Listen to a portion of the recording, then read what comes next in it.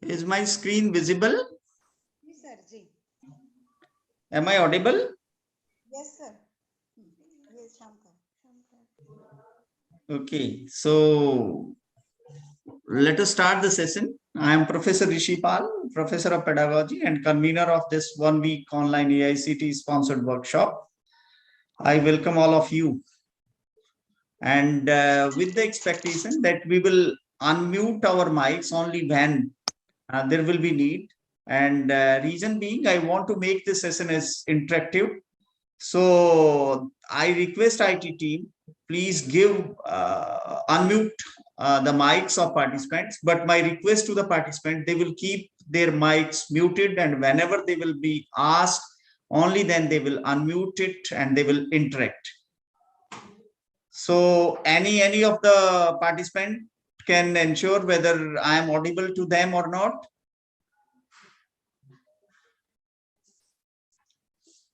Yes, sir, you are audible.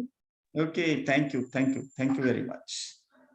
So on the beginning, before I start my session, I want to share some of the instructions for smooth and proper running of this program. Number one, attendance among all the sessions is mandatory, and my request to the participant, they will join the session from the very beginning, and they will get their attendance link anywhere during the session, and they will attend the session up to the last of the session. And these sessions are being recorded, so we will get your attendance by both ways, and that is by recording it while delivery of the session, as well as we will share the attendance link with the feedback of each and every session. So again, my request, please attend the sessions from the very beginning to the completion of a session. Now coming to the main business of this session, and the main business is this workshop is about leadership and governance in academic institutes. Actually, this program was planned to develop the competency and capability of leadership and governance among academic institutions.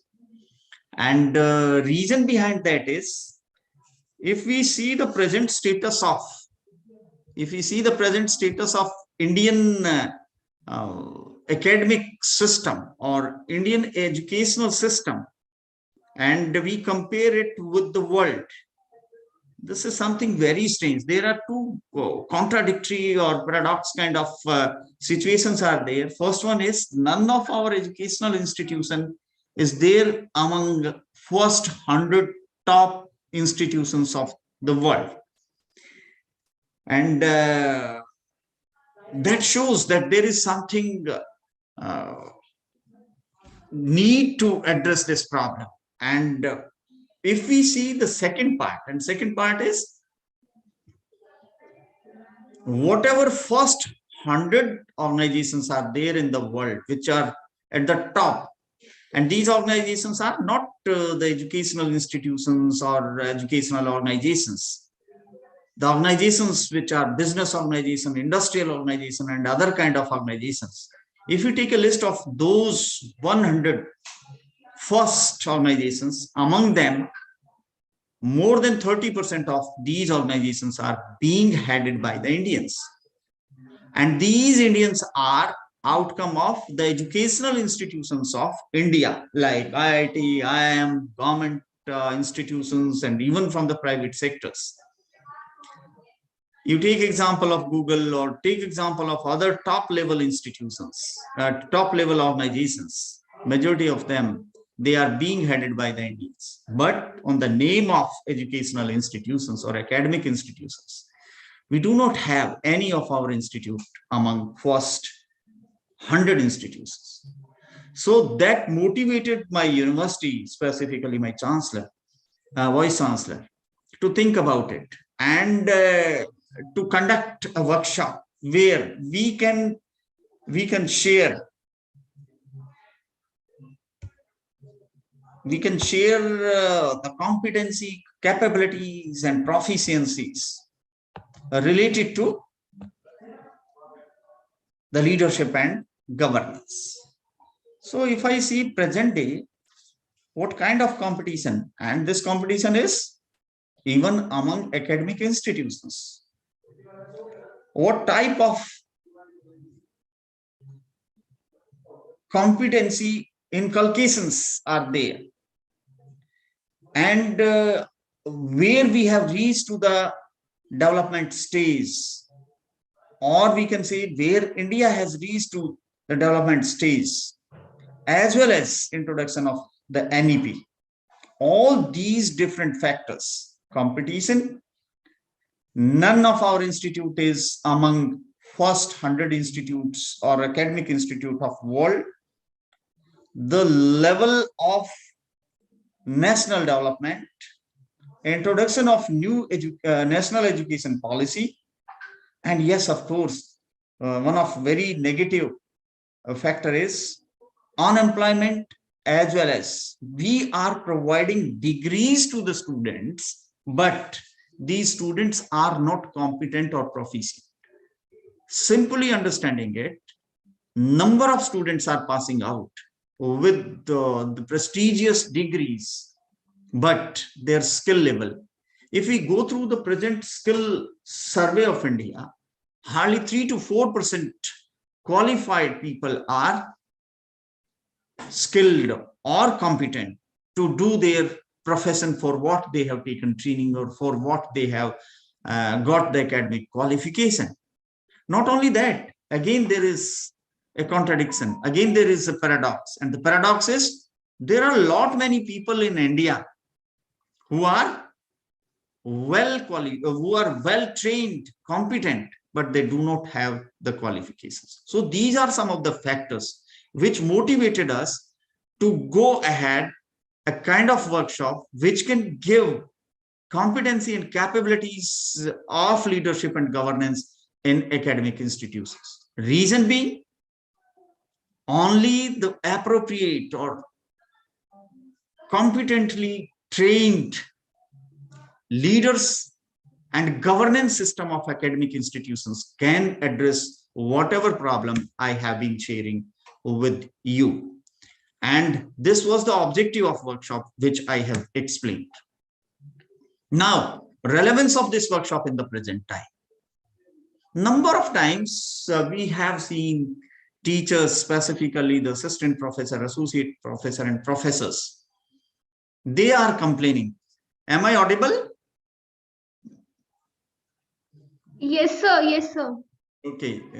So they are complaining that institutions are giving lot of work additional of their teaching load. And what teacher is expecting that only teaching load is the load for the teachers.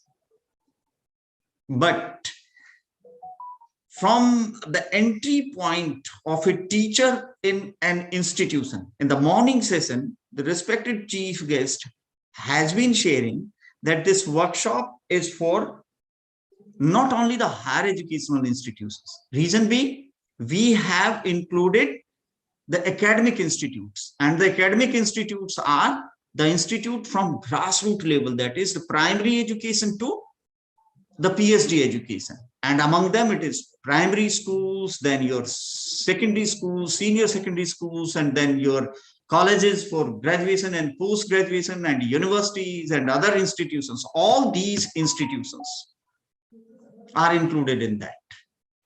And for the effective leadership and governance, there is need to rebrush the working fraternity of academia. And what I was talking, that majority of teachers will complain that they are involved in various kind of activities. Reason being, it is not only teaching of curriculum. There are certain other activities also in teaching learning process or in grooming of a student from a raw student to a professional. And that professional may be an engineering professional, a medical professional, a law, or any other kind of professional. There is need to do a lot, and doing that lot is not only the process of delivery of teaching and learning only. So going to the next, understanding the concept of leadership and governance in context of academic institutes. Because if we talk about leadership and governance, everywhere in this world, there is leadership. You take example of a very small family. If you want to run that family very effectively, or if you want to do the household work effectively, there is need of leadership. And yes, of course, there are certain element of governance also. So starting from a very petty business, very small business, like is a shopkeeper to any level, everywhere there is need of leadership. Why there is need of leadership? In the present day, it is not possible to work in isolation or work individual. Everywhere you have to work in the team. And whenever there is team or whenever there is group, then of course there should be someone to lead the team to get the planned goals or objective achieved. And if we talk about governance, similarly, we shall be talking about leadership and governance, but specifically we will talk in context of academic institutes also. Otherwise, if we talk about leadership, then there are political leadership, religious leadership, and industrial leadership, business leadership, various kind of leaderships are there. And similarly, there is leadership in academic institutions also. And if we take example of Dr. APJ Abdul Kalam, he has been in leadership of research projects. He started a prestigious organization, and which is really leading in the world as a result of the wonderful leadership given by the people like Dr. APJ Abdul Kalam and his team, and even now. And similarly, the governance was mandatory there. So let us talk about leadership first.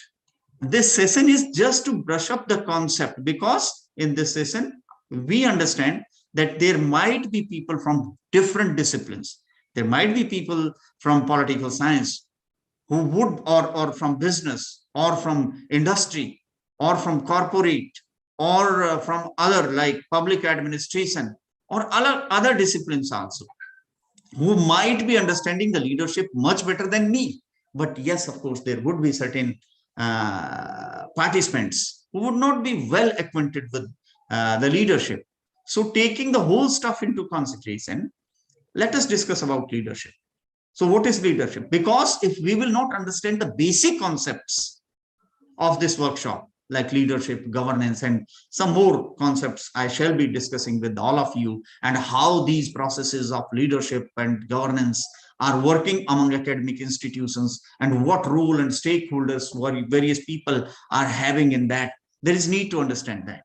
And then thereafter, whatever sessions will come, you people would be easy to understand the deliverance given by the experts, which I shared in the morning session with you. So if I go through the leadership, and I have developed and devised this definition because I am a professor of management and psychology, and I am teaching management, and I am interacting with various kind of organizations like corporate and others. And as a result of that experience, leadership is process of taking initiative. The very first thing is taking initiative. The leader will come forward and will develop the vision and goals. Leader will take the initiative for a specific purpose, and that purpose will be defined in the form of vision and goals. And once initiative has been taken, vision or goals has been planned, then there is need to enroll people. If you want to start a school, it means you are a leader. If you want to start an educational institution, or if you want to execute, or in the morning, as Professor Dr. B.K. Kutiala has been sharing, that there are various kind of leaders, starting from the vice chancellor, the chancellor, all these are the leaders, then the deans, then the professors, then even when an assistant professor is working in a team, the institute, the college, or the university has constituted a committee, and that committee is headed by an assistant professor, and 3 or 4 people are given to the assistant professor for execution of a specific purpose or job of institution. In that capacity, being the convener of committee, the assistant professor is in the role of leadership. And for that leadership, there is need to take initiative and to come up with the vision, how the allotted assignment will be executed. And for the execution of that, there is need to enroll people. And once people will be enrolled on that, there can be 2 types of leadership. Leadership by virtue of managership, leadership by virtue of your position. Second type of leadership is the leadership recognized by the community. You take example of Anna Hazare, you take example of Mahatma Gandhi, you take example of Narendra Modi ji. Narendra Modi ji is leader as a virtue of the community, as well as virtue of a position, because he has got the position of Prime Minister of India. And by virtue of that position, now he can enroll people. And after enrolling people, the leader will direct the people, guide the people, and influence the people. Influencing for accomplishment of pre-specified goal. So simply understanding, the leadership is process of taking initiative, developing vision, and defining the goals. And once this has been done, then enrolling the people, making a team. And once team is there, then giving them directions, guiding them, and influencing them. Influencing them means modifying their behavior as per need of achievement of the goals. And then goals can be achieved. This definition of leadership can be implemented anywhere. You can take example of even the academic institutions. Among academic institutions also, if I take example of my vice chancellor, he is the leader, and his initiative is to establish a university and to run the university in skill education. And for that, he has got a huge team, and his vision has already been developed. And now he is enrolling more and more people by the process of recruitment or other means. And once the team is available to the vice chancellor, he is directing and guiding. So this is academic leadership. Now coming to the point, governance. Most of the time we get confused with the leadership governance, management, and administration. These are 4 words which usually a common man used to consider them as the synonym. But if we want to talk about really the leadership, governance, management, and administration, we need to understand them differently. Leadership has already been explained and we have understood. Now coming to the second concept, that is governance. So what is governance? Governance is process of exercising the authority. The authority and power. In the last slide, I was talking about directing, guiding, and influencing people. Directing, guiding, and influencing of people by virtue of authority and power only. And I was giving you example of Anna Hazare. The people put power in him and he became the leader. And being the leader, he became the authority. And as a result of that authority or power, he manages the economic, political, or administrative affairs. So governance is process of exercising the authority.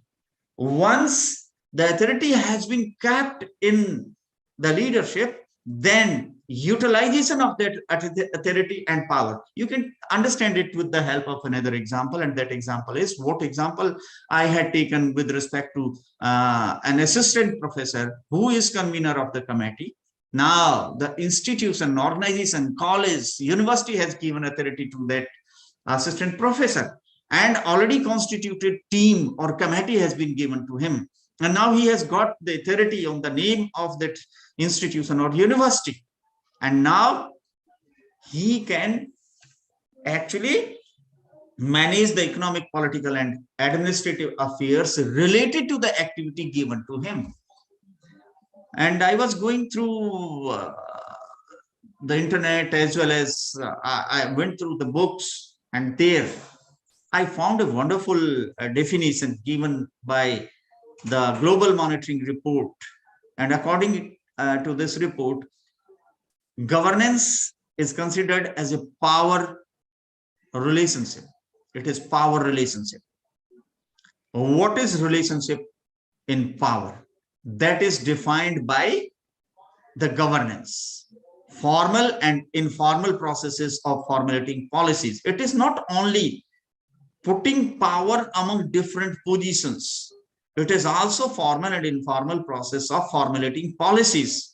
The governance system will develop and devise the policies, schemes, procedure, processes. And with the virtue of that, the governance will have decision-making power. And this mechanism is for holding governing system accountable. It is not only, there are 2 things, authority and power delegation.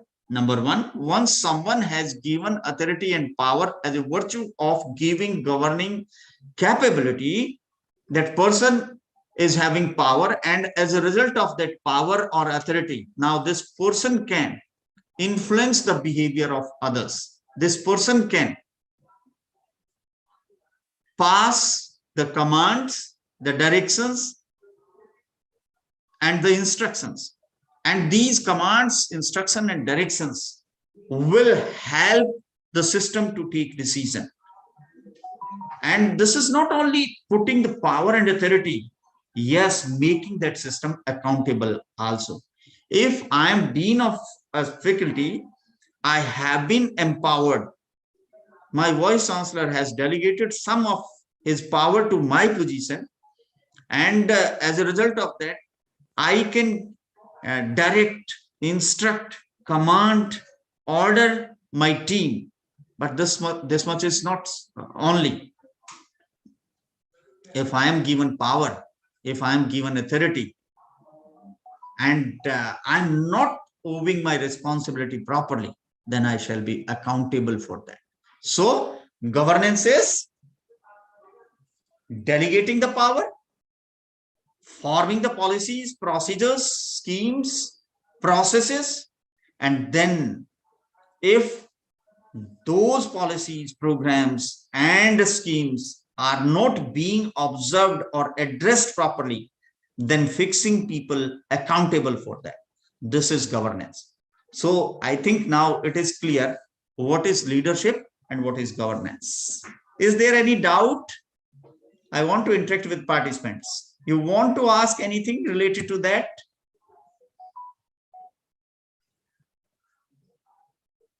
Any participant? Okay. I have taken one or two more features of governance. Governance has also been defined to refer to structures and processes. It is not only delegation and distribution of power and authority, and it is not only framing of policy, program, and schemes only. It is developing the structure and processes also that are designed to ensure accountability, transparency, responsiveness. If responsiveness is not there, transparency is not there, and accountability is not there, it means it is failure of the governance system. And yes, this governance system can be established by the rule of law. And that rule of law will bring the stability and equality and inclusiveness. So this is also one of the features of governance. And one more feature is governance also represents the norms, values, and rules of the organization or whatever assignment has been given, through which public affairs are managed in a manner that is transparent, participatory, inclusive, and responsive. And lastly, governance therefore can be subtle and may not be easily observable. The whole country is governed, but it is not visible. The organizations are running as a result of appropriate governance by the leadership. So governance is the process which is practiced by the leader. Governance is the instrumentation. Governance is the mechanism which is being practiced by the leaders. But that is not, some of the time, governance body can be seen, but the process of governance is not visible physically, it is virtual in nature. In a broad sense, governance is about culture and institutional environment. We can very well say what kind of governance system is there in the country, what kind of governance system we have practiced while handling the COVID-19. So this is governance, and to understand the difference between these two, I think I need not to elaborate it more. Reason being, already I have specified leadership is process of taking initiative, whereas governance system set the parameters under which management and administration system will operate. How the management?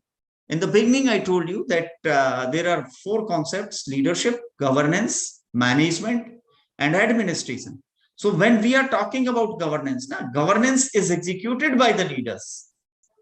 It is executed, and those leaders may be the corporate leader, those leaders may be the political leader, those leaders may be the ministerial leaders.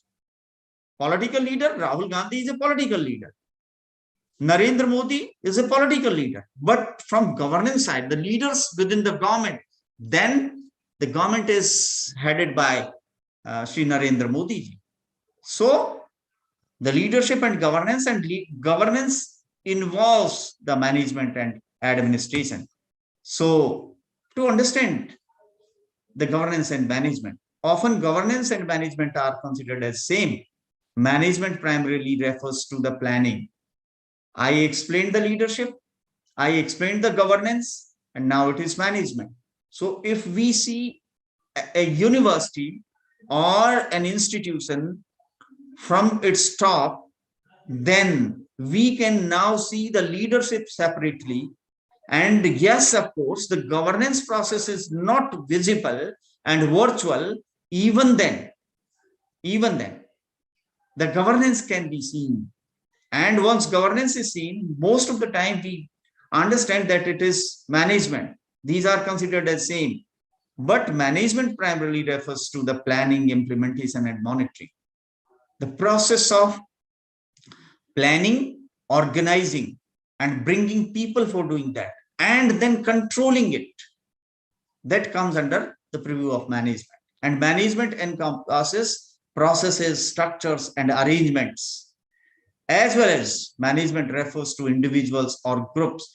Governance is a virtual system. It is a virtual process, the body which is involved in the process of governance, that is management.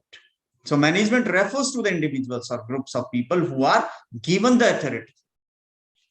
Right? Now, governance system set the parameters under which management and admin. It is governance. Governance means I was talking that policies, schemes, systems, rules, procedures, all these will set a system, and governance systems set the parameters under which management and administrative system will operate. Management and administration is outcome.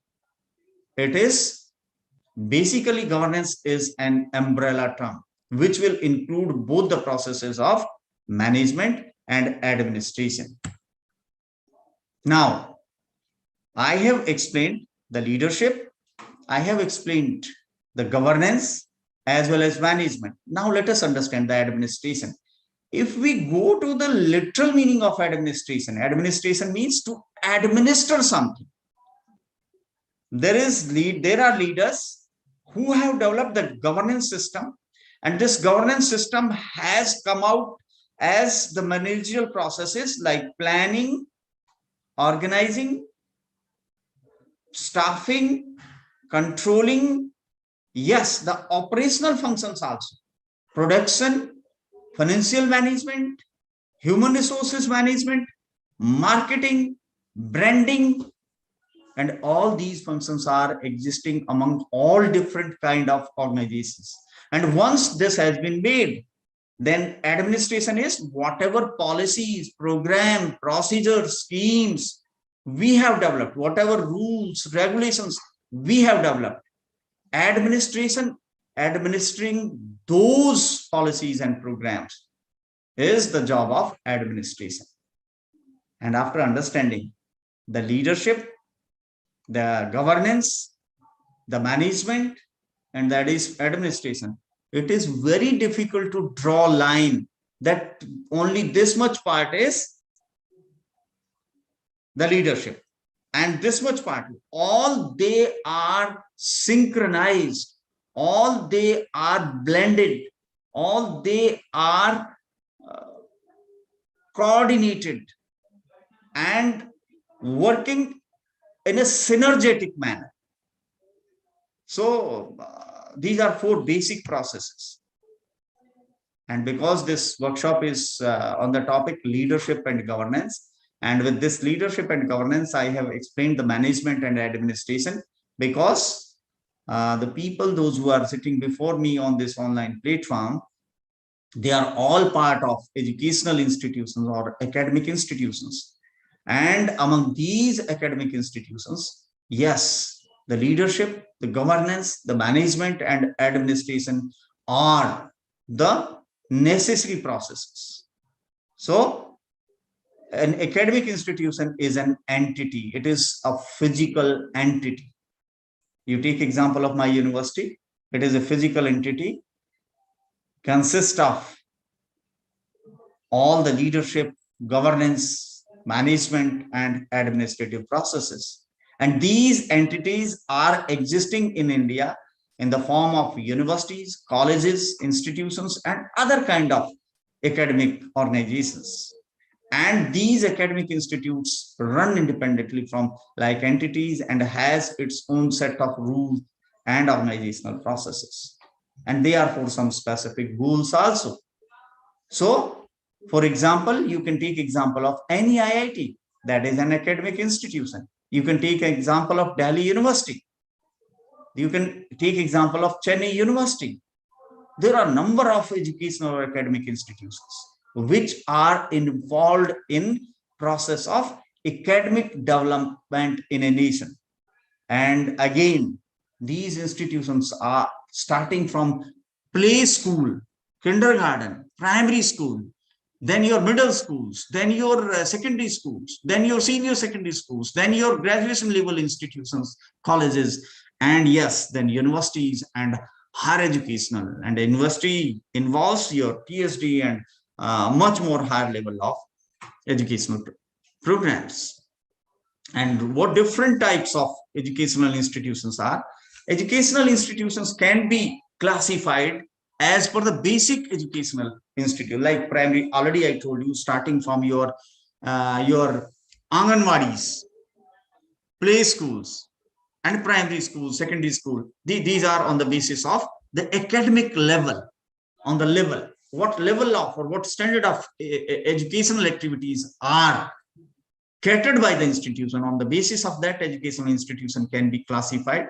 Whereas the second classification is on the basis of private, aided, and public institutions. Basically, there is, if you take higher educational institutions, at the lower level, your play schools, your primary schools, your other kind of schools and colleges can be private colleges. And here the meaning of private colleges, each and every school or college or institution came into existence as a result of approval of the competent government bodies. But private means there are two types of educational institutions which are self-financed, and the institutions which are financed by the government or financed by the public funds.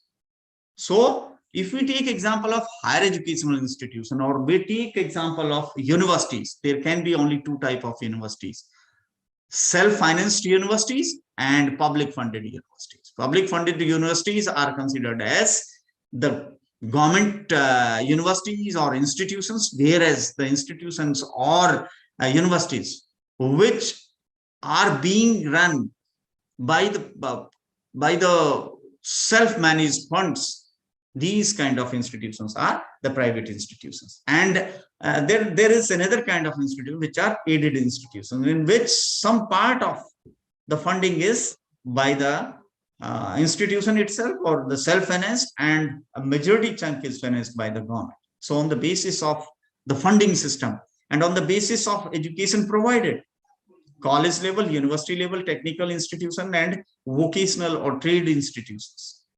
College level for graduation, university level for any kind. If you take example of my university, we have started even the feeder school. So in that feeder school, we will have classes from KG level to the 12th class, that is senior secondary. And after that, we are running the graduation courses, post-graduation courses, and then the PhD programs also. And on the basis of various kind of professions, you will find certain universities which are professional in the nature: medical universities, sports universities, defense universities, and not only universities, other institutions also. You will see number of medical colleges or schools, law schools, dental colleges, national law schools, as you know, the dental colleges or schools or institutions. Similarly, the veterinary, there are n number of professions or disciplines. And on the basis of that, there are different kind of academic institutions. Now, the whole purpose of the leadership, governance, management, administration, and academic institutions, and various kind of academic institutions, the purpose is holistic development of its students. And holistic development means, if we see nurses, the profession of nurses, if we see the profession of air hostess, if we see the profession of doctor, if we see the profession of a defense professional, if we see a lawyer, that holistic development changes. There are certain basic general competencies, capabilities, proficiencies, and there are certain specific. In respect of medical, there are certain set of general as well as medical. Similarly, in other professions also. right? So academic activities for the holistic development. What kind of academic activities an institution should conduct for the holistic development of its student? The very first activity, and why I have taken these activities, 11 different activities, because there is need of leadership, there is need of governance, there is need of management, there is need of administration on the part of all these different kind of activities. There is need by the leaders to develop the policies, programs, schemes, and SOPs. And these policies, programs, schemes, and SOPs developed by the leaders will become the governance system.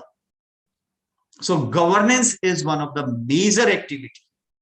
And this activity needs to be handled, observed, addressed by the appropriate leaders. I want to give you one example of wonderful research leadership. And that wonderful research leadership came into existence as a result of the wonderful policies and programs developed by one of the organization. And that organization is ISRO. ISRO is both, nowadays it is not both, it is a multiple kind of organization. It is a kind of research institute. It is a kind of institute which is involved in the development of various kind of missile and rocket technologies. Yes, of course, now it has become a commercial organization also. All you know very well, during last year, ISRO could put more than 200 rockets in the different orbits of Earth for different countries. And as a result of that, ISRO could earn a lot of money, and that was a kind of commercial purpose. Now, ISRO should have policies, programs, schemes, and SOPs related to its research objectives, related to its missile and rocket development technology, and yes, of course, related to the commercial. So what kind of leadership and governance is necessary for that kind of institute? Similarly, every academic institution, there should be leadership, there should be governance development system which can come up with the appropriate policies. And friends, I want to tell all of you, NEP, National Education Policy, is outcome of that. For the last more than 30 years, we have been practicing the same education policy. But during those 30 years, the nation has developed, and some of the issues related to education were not addressed properly. So a very huge brainstorming things happened, and we could come up with the national education policy. And this policy is a document, and this document is to what I was talking in the beginning, that how we can compete with the world, how we can come in the top 100 best academic institutions, and how the Indian academic system can boost the economic and other kind of development, and how unemployment can be addressed, and how values can be inculcated, so that society and India and this world can be made a better policy, a better place to live. And second major activity of any academic institution is curricular aspect. Curricular aspect means curriculum development. There is a lot of difference between syllabus and curriculum. Curriculum is the whole process of grooming a raw student into a developed professional. It is a developed professional. I will take just 1 minute, just 1 minute.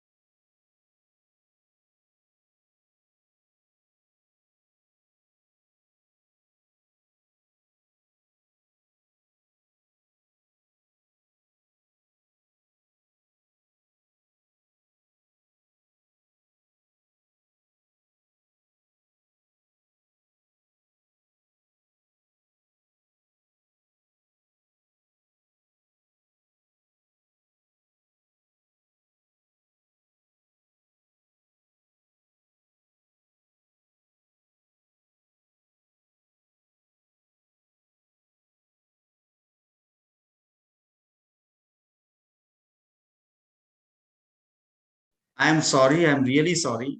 Actually, it was a very urgent call, so I had to attend it. I'm really sorry. So I'm coming back to the second activity, that is curricular aspect. And I was talking about difference between curriculum and syllabus. Curriculum is the whole process, whatever is necessary to convert a raw student into a professional. For example, if you want to make a doctor as a doctor, then after 12th class, that student will take admission into the medical institute. So whatever is being done to that student to become a developed professional, and I want to share with the learned participants, whatever kind of training is being given by the All India Institute of Medical Sciences, that is really wonderful, and it is well recognized throughout the world. Yes, of course, we do not have any institute among first 100, but what I told you, that whatever best institutions or organizations in other areas are there, they are being headed by the Indians. So we have got wonderful people from the IITs and IIM who are heading the top level organizations, and it is as a result of curriculum development. So leadership and governance should have understanding of curriculum development, and curriculum development means what kind of vision. Vision means it is again activity of governance and leadership, management and administration. What kind of vision the organization has got, and how that vision can be translated into the curriculum, so that the industrial, corporate, organizational need of present day of professionals can be addressed. And yes, we need the well-trained and developed leaders in not only leaders, the people, those who are having the best possible capabilities of governance and management and administration in curriculum development. And the third activity is teaching learning, and teaching learning is related to the pedagogy. Yes, we need to readdress. If you will go through the National Education Policy 2020, special emphasis has been given on the pedagogy. In the beginning, I was talking that there is a lot of demand from the industry, and we have many people, those who are qualified and having degrees in their hands, but they are not acceptable to the industry. Reason being, they have not been trained in such a way so that they can address the present day need of the organizations, industrial organizations. Reason being, the training has not been appropriately imparted. And one of the basic reasons behind that is the pedagogical methods are not appropriate. Reason being, if you want to share the knowledge, there are different set of pedagogical methods. If you want to share the skill, if you want to make someone skilled, then pedagogical methods are different. If you want to modify the behavior, each and every profession needs a typical type of knowledge, a typical type of skill, a typical type of attitude. You take example of a doctor. The doctor should have knowledge about medical profession. The doctor should have skill related to testing, related to surgery, related to other medical activities. And yes, what kind of attitude? A doctor cannot have the attitude of a businessman. The attitude should be different.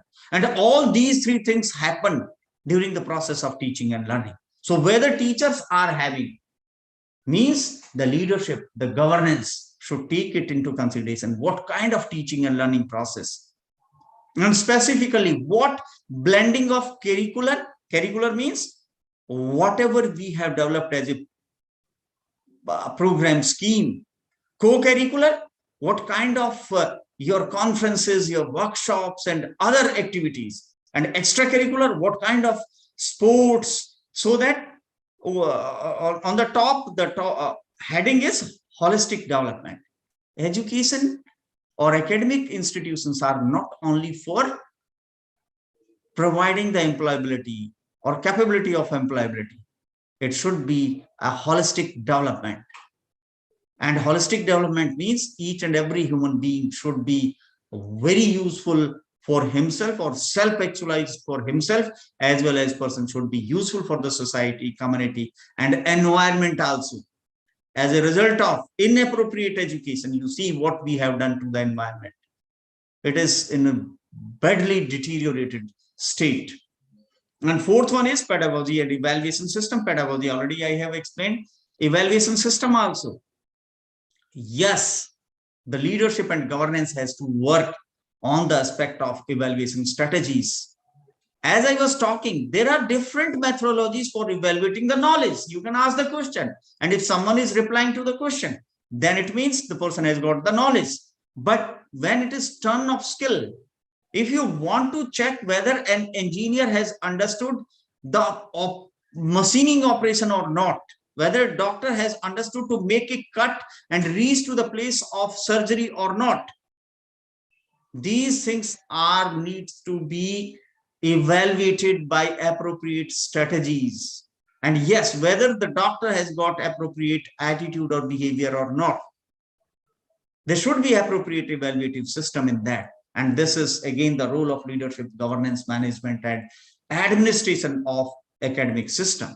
And then what kind of infrastructure and learning resources? If you talk about today's, then your AI, VI, your digital, your online, and various kind of technology, and then your physical technology in the form of computers and various kind of softwares, and then the gadgets which can be used, and what kind of buildings for various. If you want to start an institution for agricultural purpose, the institution or is an academic institution for agriculture, then what kind of environment, what kind of infrastructure is needed? For medical, it should be different. For legal purposes, it should be different.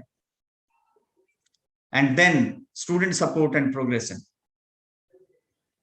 You have developed appropriate policies, programs. You have developed appropriate curriculum for the various courses. You have already decided the teaching, learning, and pedagogical methods, and you have very well planned the evaluative strategies. Then what kind of infrastructure and learning resources has also been planned. Now, how effectively these resources can be utilized for the student support and progression. And student support doesn't mean, nowadays, we should emphasize on the student-centric learning, outcome-based learning. Outcome-based learning means whatever skill was planned to impart during a particular part of course, whether that skill has really been imparted or not. If that skill has not been imparted, it means there is failure of the complete prior system what we developed. And all this is possible with the help of governance and leadership. And besides that, I had not taken the research consultancy and extension.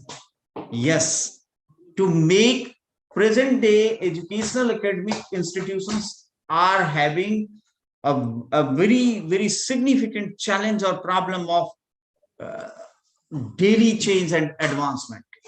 Technology is changing at a very fast speed. Present day, we are not reactive, we have become proactive.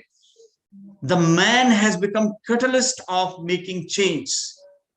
No one is interested for second time for any kind of activity, any kind of product. If you have purchased a laptop, next time you want to go for a different type. If you have purchased a shirt, you want to go for a different kind of shirt. And this is possible with the help of research, with the help of innovation, all these things. And because we are talking about holistic development, then innovative practices. What innovative practices can help? And value inculcation with the surety of employability. I told you in the beginning that employability is really a problem in India. So all these 11 activities should be well understood by the system of leadership and governance, management and administration of an academic institution. Only then holistic development can be ensured. And in the morning, the chief guest was talking about that this holistic system can be ensured. The government came into the picture and came up with the national education policy. And that was a response of leadership, governance, management, and administration by the government. And now there are various apex bodies like UGC, and this national education policy has recommended certain kind of changes. And as a result of those changes, we want to come up with we want to make such changes among all these 11 different activities of academic institutions, so that the appropriate execution can be ensured. And whatever challenges I was talking, that is competition coming in the list of first 100 institutions and contributing effectively to the Indian development, and addressing the unemployment, and yes, making the life comfortable, peaceful of people. There is need to address all these. Now, what are different stakeholders? Once we have understood the various processes of leadership and governance, we have understood the various activities of academic institutions, we have understood the various levels, starting from government to the apex body to the universities at different level of academic institutions. Once we have understood, there is need to understand the various stakeholders of the academic institutions. And among those, the very first stakeholder is student. Reason being, the academic institution have come into existence to bring the holistic development of the student. And this holistic development of student is possible, I already shared. So the stakeholders are students, teachers, school management and administration, community and society. Academic institutions are contributing not only to the students, not only to the teachers. Yes, they are also contributing to the management and administration, as well as students, teacher, management, community, government, alumni, industry, professional bodies, and research and development institutions. All these are also contributing. So it is a supplementary and complementary process. All these stakeholders receive something from the academic institutions, as well as these stakeholders are contributing. Students are receiving the competency, capabilities, qualifications. They are receiving that, and they are contributing as one of the very significant stakeholder. If, by the way, student will not be there among the academic institutions, then for what we will run so these are the basic contributors. Teachers, yes, of course, teachers are supported by the academic institution by addressing their needs, but teachers are the second key element in the process of academic leadership and governance. Teachers are the leaders. Teachers will develop the governing system. Teacher will develop the management processes, and teacher will administer the processes of leadership, the processes of governance, and the processes of management. So they are the key element. And in the beginning, I told you, most of the time it is complaint from the teachers that teachers have been involved in various kind of activities and they are not. Yes, there is need that the teacher should be involved among all these activities. Reason being, while working among educational institutions or academic institutions, maybe at any level, they are not only contributing their services, they are undergoing training also. If I take my example, if I recall back, when I was working as an assistant professor, I have been doing a lot of activities other than the teaching learning process. And then gradually I reached to the position of associate professor and then professor. Now I have been given assignment of professor as well as dean. If I see presently, majority of chunk of my activities are related to the leadership, governance, administration and management, formation of policies, programs, execution, all that. Whereas at the position of assistant professor, the majority chunk is your teaching learning process. But during the process, when I worked during last 30 years among different educational institutions, I could acquire this teaching learning capability as well as other capabilities. So the teachers, they are the great stakeholder. Next is school management and administration. Now this management and administration involves two major groups. Number one, the academic or the teaching, and non-academic or non-teaching. Two groups are involved in that. So this particular stakeholder is also a significant, because the administration ensures whether the policy, program, curriculum, or whatever was decided that has been implemented properly or not, and that is being carried out. Implementation and its controlling system is administration, and that is going on, that is management part. Now, none of organization or institution exists in isolation. So everything happens. Oh, if I take my example, my father was not capable to even teach me up to a primary school level education. Reason being, it was not his capability to develop a school, and there he could send me, and I would have taken education from there.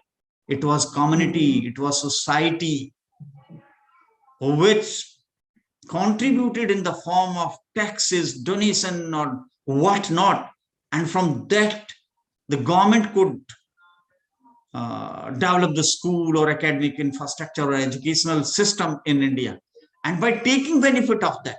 So community is again a stakeholder, which is contributor to the academic institution, as well as it is recipient in the form, after complete my education, I will go to the community. Community means this university is a community, a village is a community, and yes, of course, society at large also.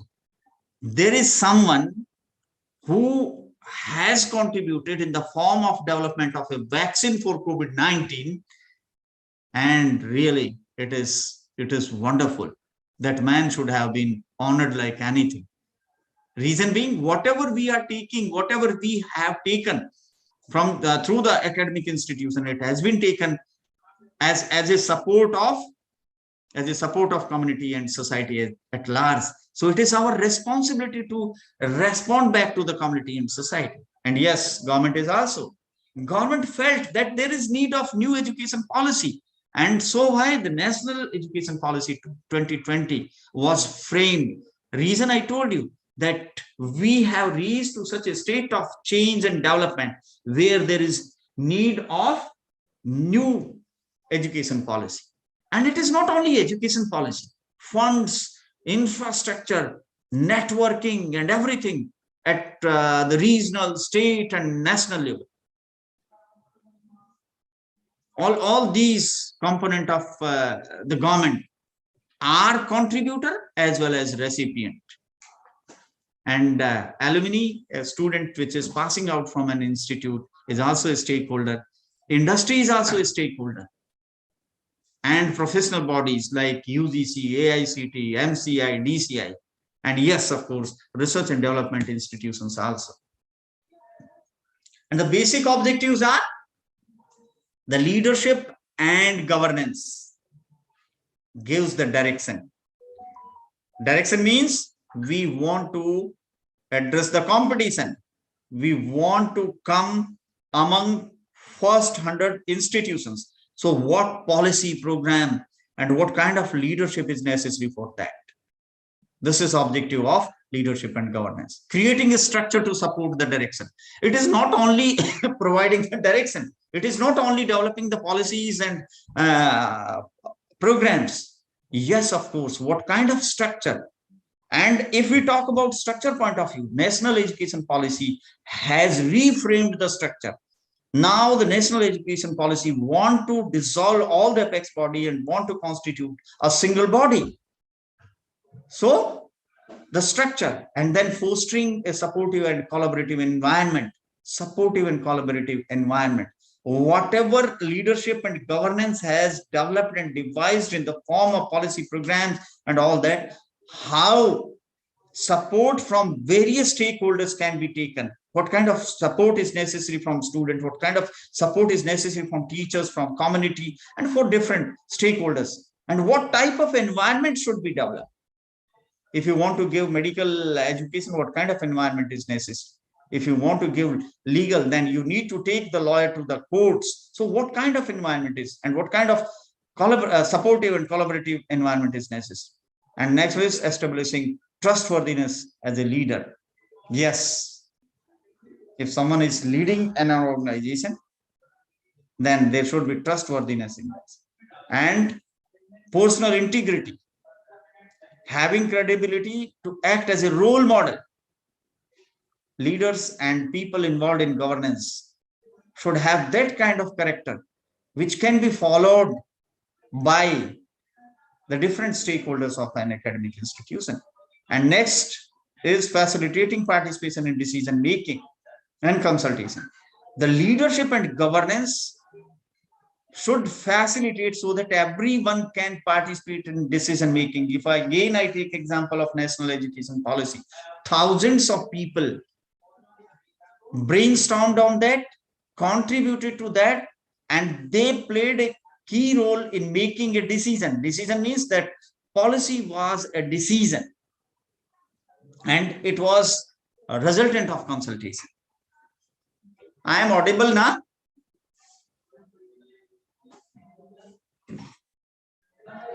Is there anyone listening to me? Am I audible?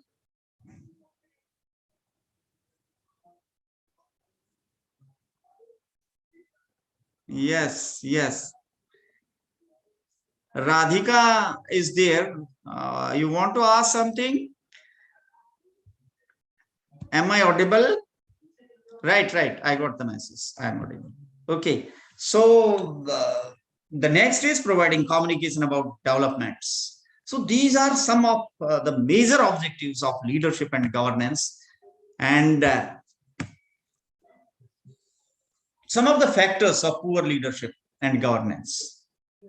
Failing to consult. When the leader has become the authoritative kind of dictator kind of leader, failing to consult, not respecting existing values. I was talking about holistic development, and in the holistic development, value should be inculcated. And why? I told you that after completion of the academic qualification, student will go back to the society. So what kind of student we have developed, whether the student would be contributing positively to the society or not, if values will not be inculcated. So actions that undermine collegiality, not promoting the interest of those for whom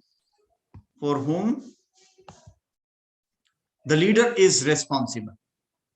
Leader is responsible for specific tasks, but not responding to that or not promoting that. Being uninvolved in the life of department institutions. Person is indifferent, not participating, undermining the autonomy, and allowing the department institutions to drift. These are some of the factors which will result into the poor leadership and governance. Now, I think we have already discussed a lot how the academic institution can play a significant role in national development. Friends, let us scroll back to our day of independence on day of independence on 15th August 1947. What was status of national development at that time? India had been in a horrible state, but as a result of our education policy, as a result of our education system, through the academic institutions, a lot of development happened. If we compare India with its neighboring countries like Pakistan, Sri Lanka, Bhutan, Nepal, and other countries also. The situation has improved a lot, and there is great contribution in that. Now, whatever state of development we are presently, we need to involve rigorously in research and development, innovative practices, and more effective educational system. We need to do that. And for that, there is need of reformation of our academic institutions. And for that purpose only, the national education policy has been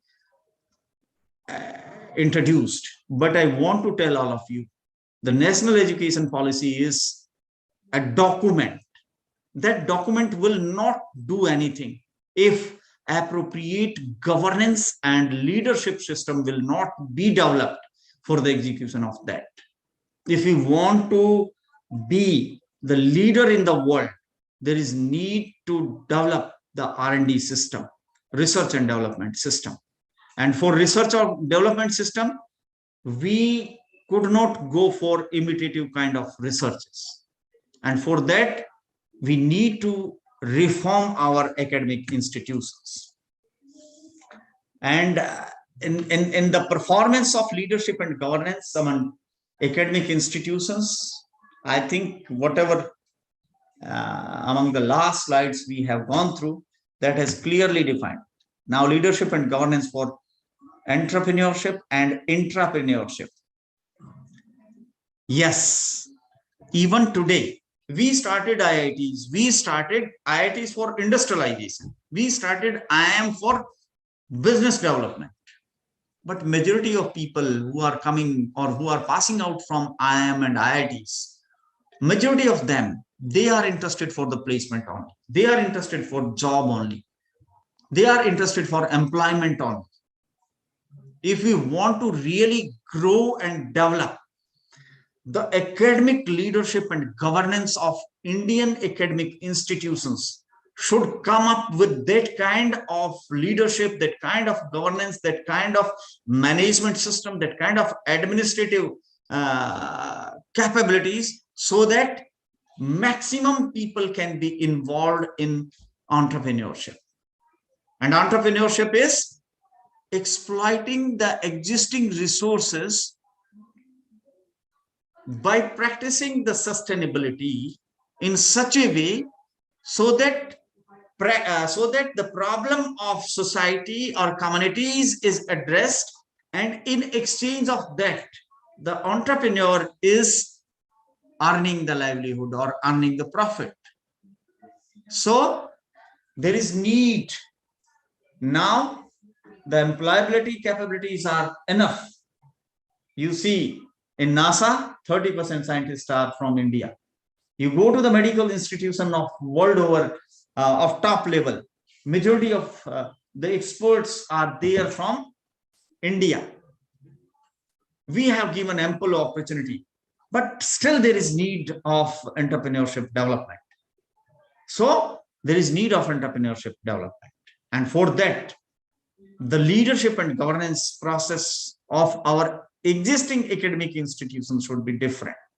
And it should not only be the entrepreneurship, it should be an intrapreneurship also. Entrepreneurship means whatever leaders and governing system is working among educational institutions, that leadership and governance system should be capable to develop more and more leaders. More and more leaders means, if I take example of my vice chancellor, he is, yes, of course, a wonderful leader, and he is having a wonderful team to develop the appropriate governance system for my university, and he is involved in such kind of leadership and governance, so that the passing out student would be having a tendency of developing entrepreneurship. Not only that, whatever team members are working with the vice chancellor, he is giving ample opportunity to develop as an entrepreneur. So both time, Now, I want to talk a bit about the various kind of styles in education, leadership styles in education. The transformational, instructional, emotional, strategic, and authoritative. There are different, these are different kind of, if you will go through internet or if you will go through literature, different kind of literature, like you will find various kind. But if we conclude, then majority of institutions are having these kind of leader or leaderships among their institutions. So transformational leadership is a kind of leadership where the leader put impact on the behavior, on the modification, on the behavior of the team members. The leader modifies the attitude, behavior as per need of organizational goal achievement. Again, if a vice chancellor is working on, or if a director or principal of an academic institute or college is working on the behavior of people in such a way so that the organizational achievement, organizational goal achievement has become easy, that kind of leadership is transformational leadership. And this kind of leadership, again, I will take example of Dr. APJ Abdul Kalam. He put such kind of, once I was watching a video clip in which Dr. APJ Abdul Kalam was talking about failure of one of type of rocket when they launched it, SLV. And this failure was taken by the leader Satish Dhawanji. But when it was success, the credit was given to the. So in transformational leadership, the leader transforms the behavior, influences the behavior, and as a result of that, people work in such a way so that the achievement of organizational goals has become easy. And this is possible by collaboration and inspiration. The transformational leader should be inspirational as well as collaborative. He should be capable to involve people in that. So that is a kind of transformational leader. And next one is instructional leader. And it is defined by Lima, the ability to involve colleagues collaboratively in mutual learning and development. Instructional is involving not only to the teachers, students, teachers also. When the leader involves the whole team of academic institute in learning and development, and here learning means it is learning for holistic development of students also, and development means matching with the need of present day industry demand or present day market demand. That kind of leader is instructional leader. And that kind of education leaders who have knowledge and ability to improve the quality of instruction and enhance student achievement. And next one is emotional leader. And emotional leadership involves using emotional intelligence to understand.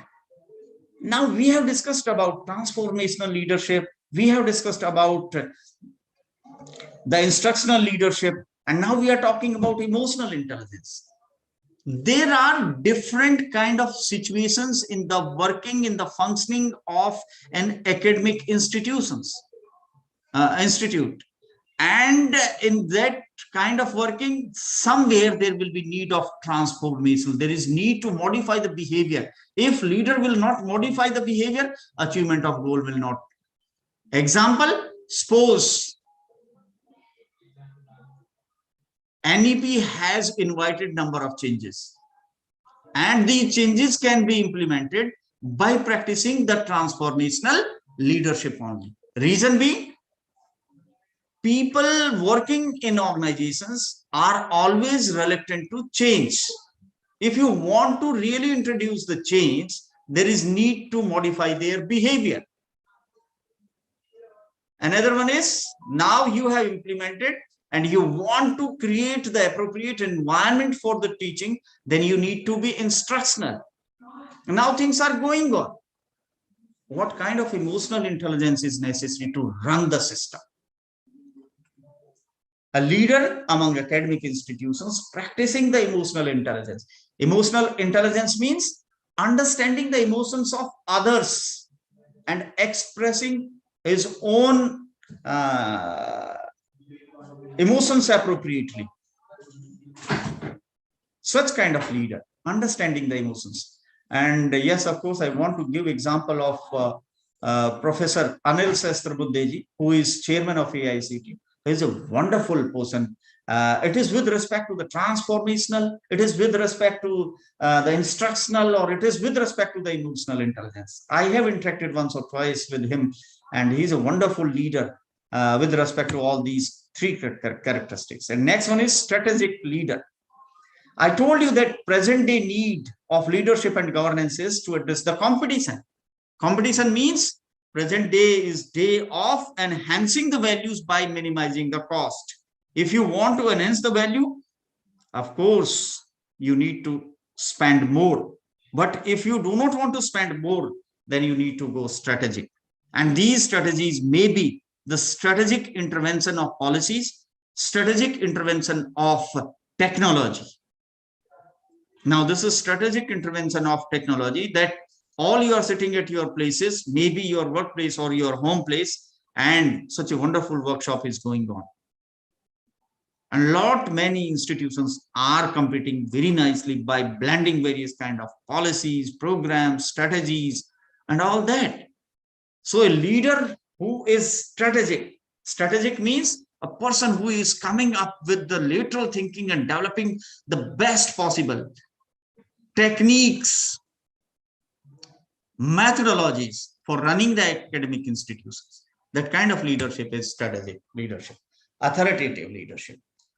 If we will talk about authoritative leadership among educational institutes, we will feel a bit hesitant. But no, there are certain situations where there is necessity. If someone is not obeying the policies program, if someone is not observing that, if someone is not modifying the behavior, if someone is not following the instructions command, then there is need to practice the authoritative leadership. There is need to practice, use the authority. So these 5 are different kind of your leaderships, which are usually practiced among academic institutions. And now coming to that, in the beginning itself, I told you that it is not possible to run any academic activity, because each and every academic activity is a team activity. When a teacher is standing in the classroom, it is a team of student and teacher. When a teacher is involved in preparation of result, again, it is a team activity. So everywhere, the academic people or people working in the academic institutions are working in teams. So the leadership and governance should be such that the people should have capability to work in team. And working in team means there are 2 kinds of opportunity when someone is working in the team. Number 1 is when someone is working as a team member, and on other time when someone is working as a team leader.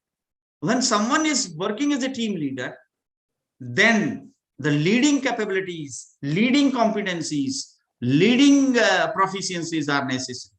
But when someone is working as a team member, then the team member should have capability to observe the orders, commands, instruction, and guidelines.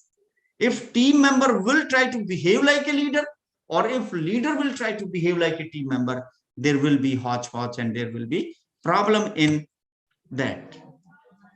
And yes, of course, the leadership and governance should have capability of team building. Team building means what kind of activities the team has to execute, what kind of activities. For that, what type of, I want to give example of my university. In my university, it is a skill university. And in skill university, we are practicing a dual model. In dual model, we are practicing for 6 months. Classes used to go on in the classrooms, and for the next 6 months, classes are going on in industry. And for curriculum development, whatever different 11 activities I told you, for all these different kind of 11 activities, different type of experts from industry, from academia, and from leadership, from government are required. So academic leader and the governance system should take care of building the teams. That's all from my side. And now this house is open for interaction. If there is any doubt, anyone want to clarify anything, house is open, and I am ready to reply to your questions. My request to IT team, please allow everyone to unmute so that the participants can interact with me if they want to. Yes, someone has asked that please share PPT and study material of each resource person after their session if you are going to conduct the test at the end. Yes, we will conduct the test and we will provide the material which would be used by the resource person, that we will share with you. I will share my slides and I will give it to the IT team. They will share it. So any question anyone want to ask?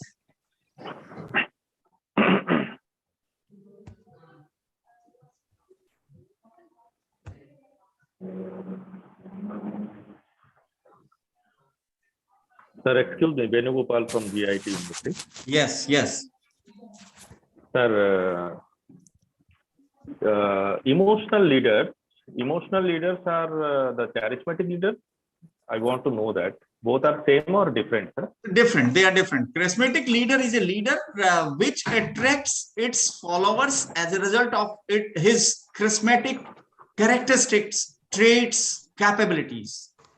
As a result of that, and in this category, most of the time, the artists, the performers, technologists, these are considered as the charismatic leaders, and people follow charismatic leader by their choice. There is no legitimate involvement, and they do not respect the leader by virtue of position. Whereas emotional leader is a leader who understands the emotional intelligence while working among academic institutions. Not only among academic institutions, it is among organizations also. Various kind of situations are there. Now, how intelligently a person is handling that situation, that kind of leadership is emotional. And I told you that emotional intelligence is understanding the emotions of others by putting in the situation as well as express. So is it clear? Daraji?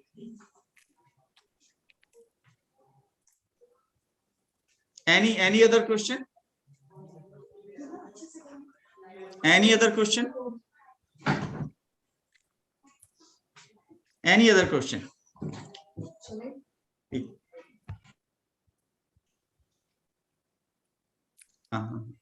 Okay, I think the silence speaks that there is no question. Either you have understood everything or I do not know. I tried my best. So I'm handing over session to the coordinator of the session, Madam Chanchal. Over to you. I express my thanks to the organizers for giving me opportunity to interact with such a wonderful set of participants. Thank you very much.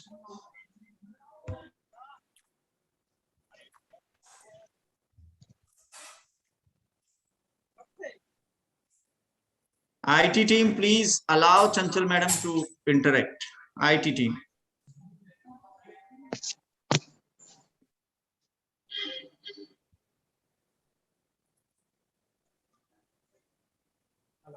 Thank you, Professor. Thanks that you have shared very comprehensive and in-depth